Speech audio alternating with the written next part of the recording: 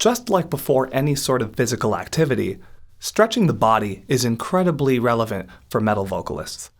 It's important to open everything up and keep the body nice and loose when you're vocalizing for several reasons.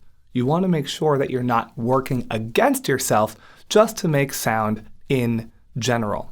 The more locked up you are, the more the muscles aren't going to work with you. And because of that, everything from the vocal cords all the way to everything resonating with them and everything about how the sound exits the body is going to take away more and more from your sound. Versus if you're able to keep loose, you're able to keep open and relaxed, more of your body will work with you to actually produce more sound. This is true for all types of singing, but especially with metal vocals because of just the pure amount of sound that's being made in the moment with these styles. If you can keep the body nice and loose and nice and relaxed, like I mentioned, things will start to vibrate with the vocal cords and with the other structures being used to make certain types of screaming sounds. And this will help your projection power. This will help your ability to send the sound forward, really make things fly, and help you sustain the sound for longer periods of time and be making the sounds in the moment for longer periods of time without you getting as tired. This is a huge, important part of being able to balance your energy in the moment. Like with most things, we're doing this and we're focusing on this to make sure we're never working too hard at any given moment for this sort of thing.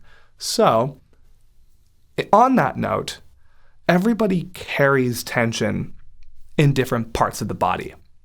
What I call part of this is a concentration face. Say you're in school and you're looking around you and everybody's taking a test or working on something silently, and you take a moment to look at their faces. If you work in an office, you can do the same thing when you're looking at the people around you. You'll notice that everybody's making some sort of awful face.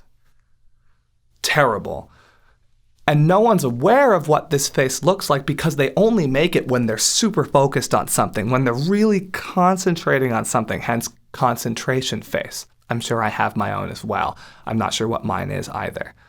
Now, this is important to note because when you're focusing on all of these new things I'm going to be showing you throughout the course of this video series, it's going to get difficult to maintain that level of calm all the time. That's just part of the nature of this. It's very hard to be perfectly relaxed all the time. I always advise practicing in the mirror for this purpose so you can see the little bits of tension, and once you calm them down, you can see how they're displaced and move around the body so you can make sure you actually kick that tension to the curb and continue on vocally nice and calm, nice and loose, nice and relaxed. The mirror really helps at first, but the idea is to be able to start to notice that sort of tension from the get-go without the visual cue. So you can learn to undo that sensation on your own and gain relaxation. Now, stretching the body is a great way of doing this. Stretching the body is super important.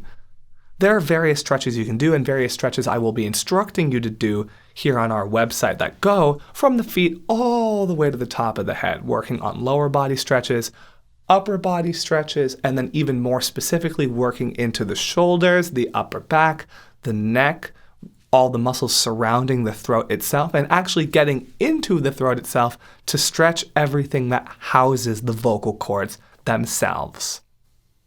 Making sure all of this is fully operational and functional before you get started during your vocal day is crucial to setting you up for success.